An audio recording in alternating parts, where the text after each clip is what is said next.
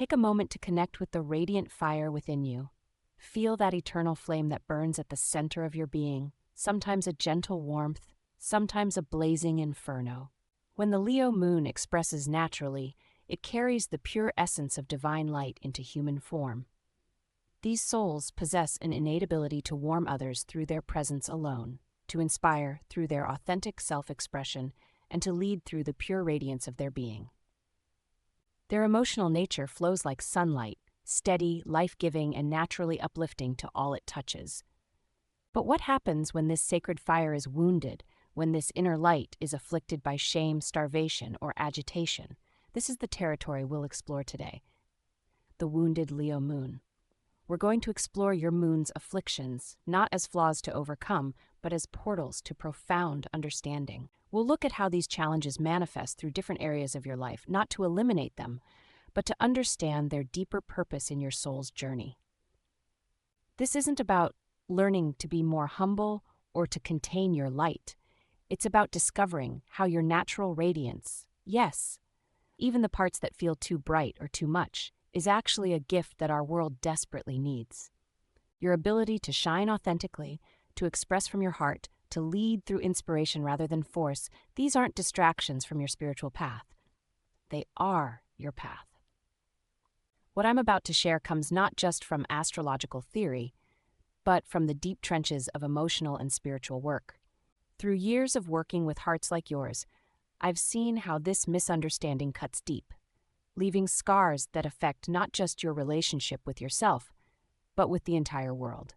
So let's start this exploration together, with both the warmth of the sun and the depth of the moon as our guides. Whether your Leo moon has been starved of recognition, agitated by constant performance, or shamed for its natural radiance, know that every pattern we'll explore contains within it a seed of profound liberation. Let's begin with your first house, where your soul might be initiating an understanding of identity itself.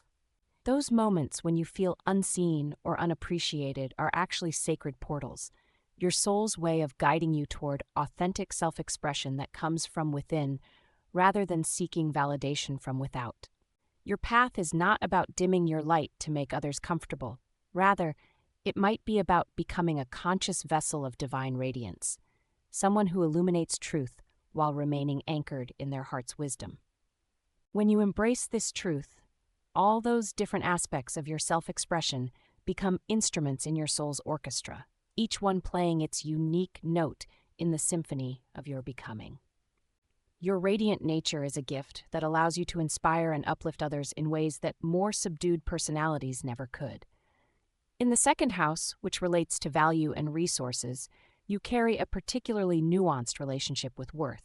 You might find yourself collecting accolades that never quite satisfy, gathering praise that doesn't reach your heart, or accumulating achievements that somehow never feel enough. This gathering isn't simple vanity. It could be a profound initiation into understanding the very nature of self-worth. Your natural ability to shine and create value is a sacred technology for inspiring abundance in yourself and others. Your creative power, the ability to transform ordinary moments into golden opportunities, is a seasoned instrument for generating worth in previously unimagined ways. You're likely being initiated into the sun's alchemy, the sacred art of transmuting personal power into divine radiance. In the third house, where communication and learning are key, you carry both a profound gift and an exquisite initiation. Your words naturally carry warmth and inspiration, yet you might find yourself performing rather than truly communicating, your natural radiance hidden behind carefully crafted speeches or dramatic declarations. You could find yourself oscillating between grand expressions and moments of painful silence, afraid that your authentic voice isn't worthy of being heard. That seemingly theatrical way of sharing ideas isn't mere dramatization. It's an intricate form of heart-centered communication that our world desperately needs. You're not just sharing information, you're weaving threads of inspiration into the collective consciousness. Your journey in communication isn't about becoming more reserved. It could be about mastering the art of speaking directly from your heart, letting your natural warmth and creativity inform every word. Your relationship with emotional security and home represented by the fourth house, might challenge everything you've been taught about finding your place in the world. You could find yourself constantly seeking to be the center of your family or home environment, rearranging your space or shifting between different roles, all in an attempt to feel truly seen and appreciated in your most intimate sphere. Yet that ground beneath your feet keeps shifting. You didn't come here to master conventional forms of belonging, but to pioneer heart-centered presence, the ability to create warmth and light wherever you are. Your natural state is more like the sun than earth, finding stability not in external validation, but in your own consistent radiance. In the fifth house, which governs creativity and self-expression, you carry a kaleidoscopic gift of pure creative force. Here, your Leo moon finds its most natural expression, yet paradoxically, this can be where the deepest wounds lie.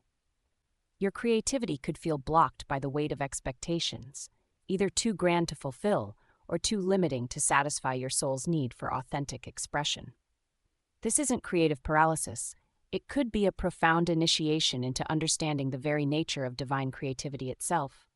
You didn't incarnate to master one form of creative expression. You came here to demonstrate how consciousness can play through the heart center, creating expressions of divine love that more guarded souls barely imagine.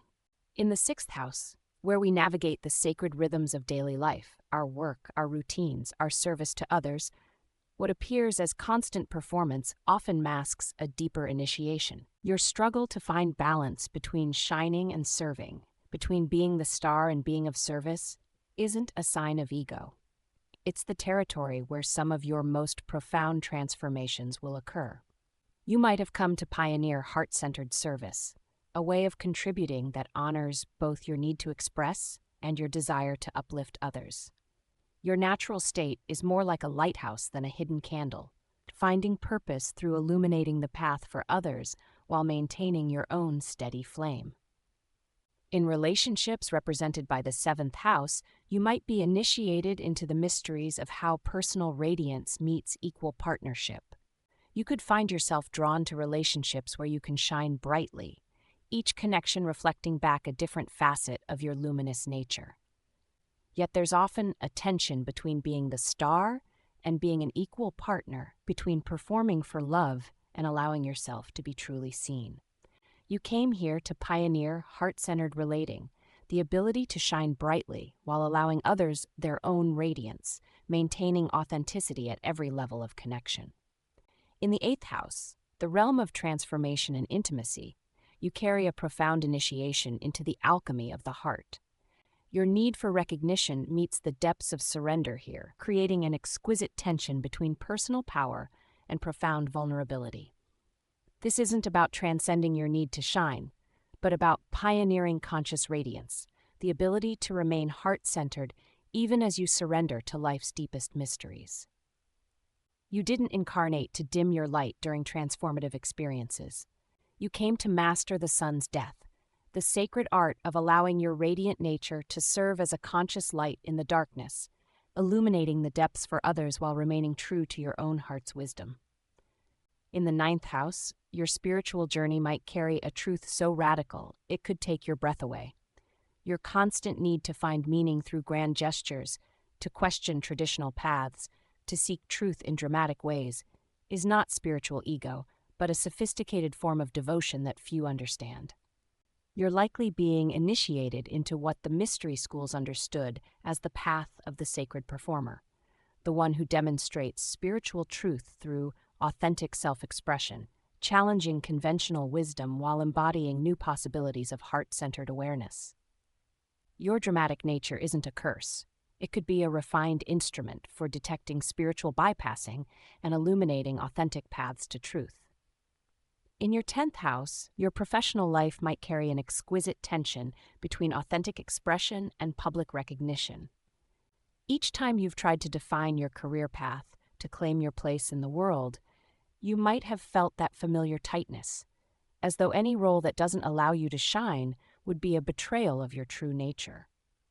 Your perceived inability to settle into a conventional career path might not be ego, but a sophisticated response to a world that desperately needs heart-centered leadership, those rare souls who can inspire through authentic presence rather than mere authority. In the 11th house, the social realm, you carry a mission so subtle yet profound that it often masquerades as mere popularity seeking. You could have spent years feeling like the perpetual performer, present in many circles but never fully certain if you're loved for your true self or your radiant persona. This is not a flaw in your social design, but a complex adaptation that allows you to inspire different collective dreams.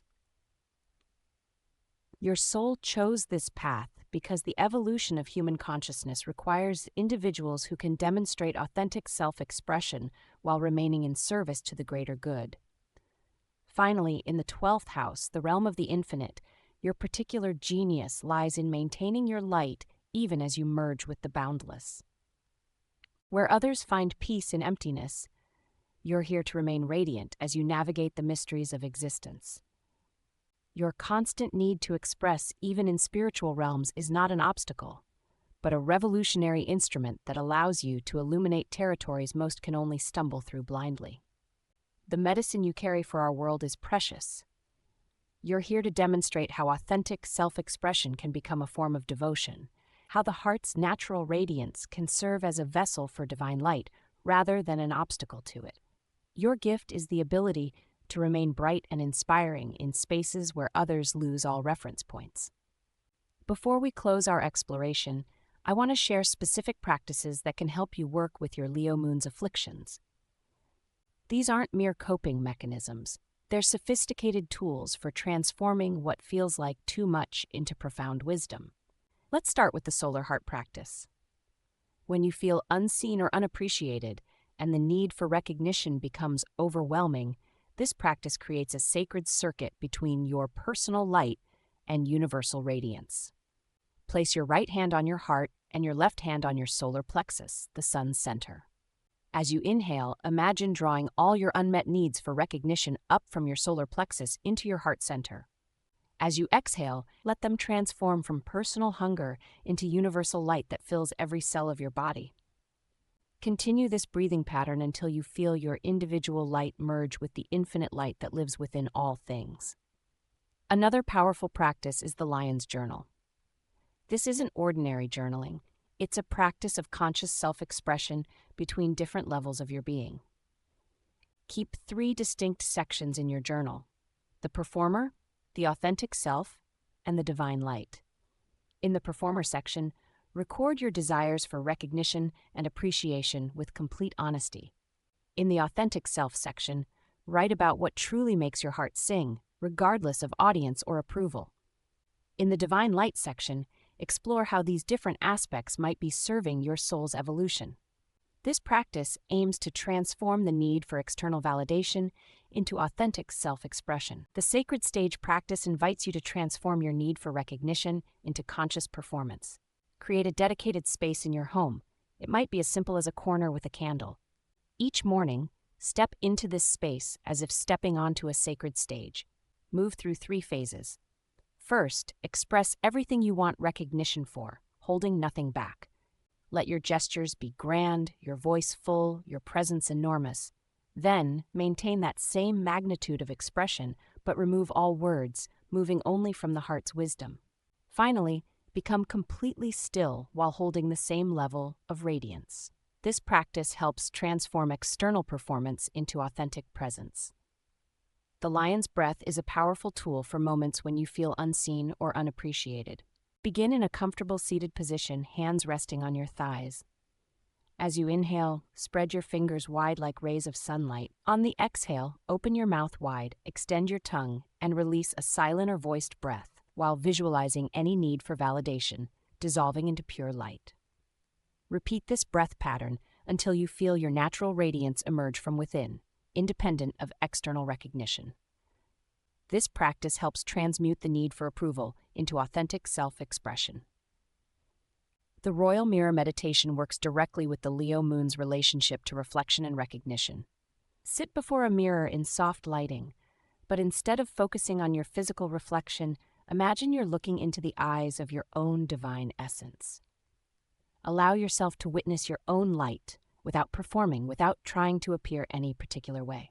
Notice how your natural radiance shifts and changes when you release the need to control how you're perceived.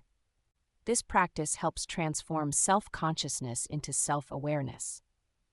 The Heart's constellation practice helps integrate different aspects of your expressive nature. Lie down under the night sky or imagine it if you're inside. Feel yourself as a star in the vast cosmic dance. Begin to pulse with your own light, first dimly, then with increasing brightness, then return to softness. Notice how you can modulate your radiance without losing your essential nature. This practice helps develop conscious control of your expressive energy while maintaining authenticity.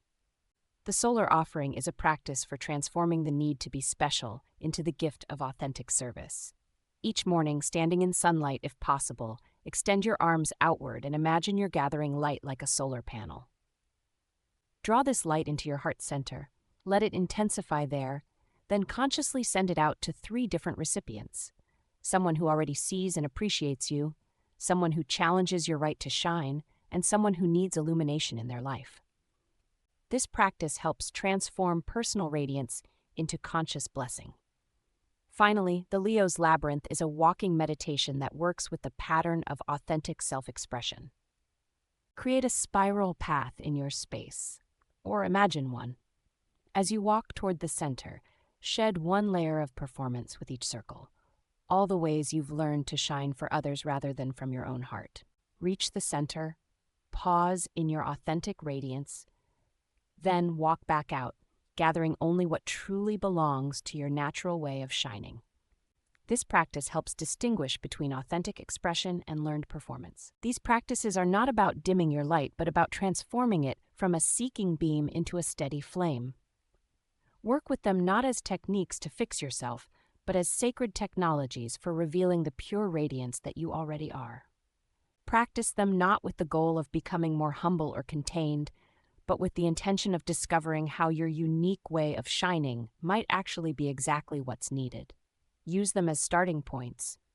Trust your intuition to modify them as needed. And remember, your seemingly excessive radiance might actually be pointing the way to a more evolved form of consciousness.